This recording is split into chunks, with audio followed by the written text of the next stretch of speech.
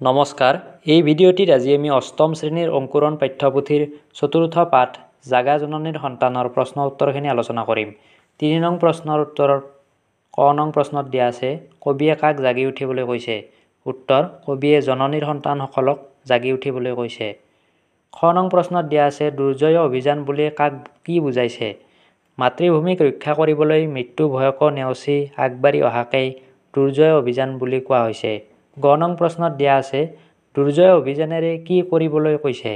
উত্তৰ, দুৰ্জয় অভিযানেৰে মৃত্যুক গছকি শত্ৰুৰ হাতৰ পৰা দেশ মাতৃৰ জয় জিনি আনিবলৈ কৈছে।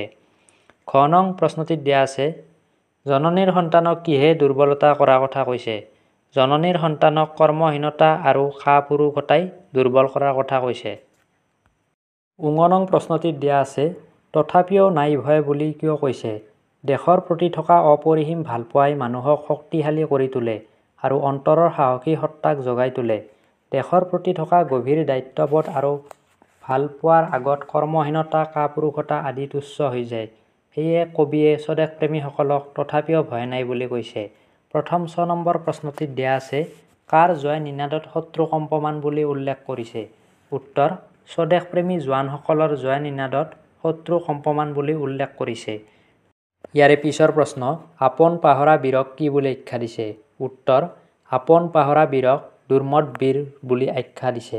৪ নং প্ৰশ্নটিত দিয়া আছে, গীতটোৰ বুজি নোপোৱা শব্দবোৰৰ অৰ্থ সম্ভাৰ আৰু অভিধান চাই জানি লোৱা। জননী জন্মদাত্ৰী, মুক্তপ্ৰাণ মুকলি, দুৰ্জয় পৰাক্ৰমী, কৰ্মহীনতা কাম নথকা, কাপুৰুষ ভয়াতুৰ মানুহ, ম্ৰিয়মাণ মৰাৰ সদৃশ, নিনাদ শব্দ ধ্বনি। ৫ নং প্ৰশ্নটি দিছে, গীতটোৰ মূলভাৱ লিখা। উত্তৰ, জাগা জননীৰ সন্তান এটি দেশপ্ৰেমমূলক গীত। এই গীতটোৰ দ্বাৰা দেশ মাতৃৰ বিপদৰ সময়ত সন্তানসকলক জাগিবলৈ আহ্বান জনোৱা হৈছে।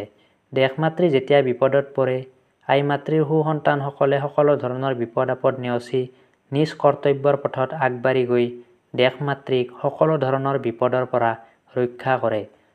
স্বদেশ স্বজাতিৰ উন্নতিৰ অভিযানত কৰ্মহীন কাপুৰুষ ব্যক্তিৰ কোনো স্থান নাই। দেশৰ প্ৰতি থকা অপৰিসীম ভালপোৱাই মানুহৰ অন্তৰৰ সাহসী সত্তাক জাগ্ৰত কৰি মানুহক শক্তিশালী কৰি তোলে।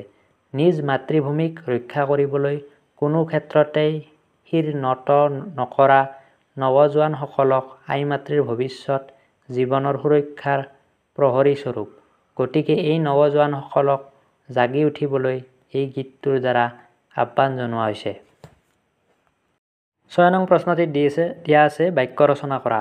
শক্তিমান, শক্তিমান পুৰুষে কাৰোলৈকে ভয় নকৰে। কাপুৰুষ, কাপুৰুষ লোকে জীৱনত কেতিয়াও উন্নতি কৰিব নোৱাৰে। নিনাদ, নিনাদ মানে হৈছে শব্দ বা ধ্বনি। অজেয়, দেশ মাতৃৰ সন্মান অক্ষুণ্ণ ৰাখিবৰ বাবে অজেয় নৱজোৱানসকলে অহোপুৰুষাৰ্থ কৰে। অভিযান, সৰ্বশিক্ষা অভিযানে অসমৰ শিক্ষা জগতত নতুন পথৰ সন্ধান দিছে। ৭ নং প্ৰশ্নটিত দিয়া আছে, সন্ধি গঠন কৰা আৰু ভাঙা।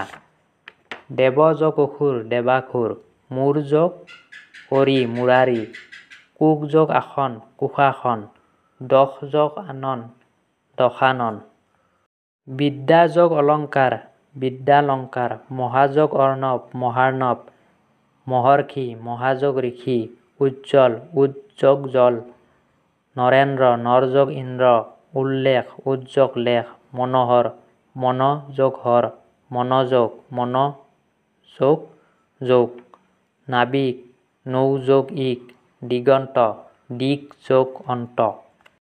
৯ নং প্ৰশ্নটিত দিয়া আছে, বিপৰীত অৰ্থ বুজোৱা শব্দ লিখা।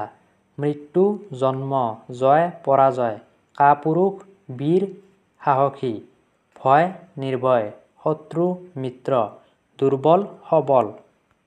১০ নম্বৰ প্ৰশ্নটিত দিয়া আছে, তলৰ শব্দবোৰৰ সমাৰ্থক শব্দ লিখা। এটা উদাহৰণ দি দিছে, মৃত্যু মানে মৰণ, দেহ ত্যাগ, স্বৰ্গ গমন, পৰলোক গমন। জননী, জননী মানে হৈছে আই মা। সন্তান ল'ৰা ছোৱালী। বীৰ বলৱন্ত সাহসী।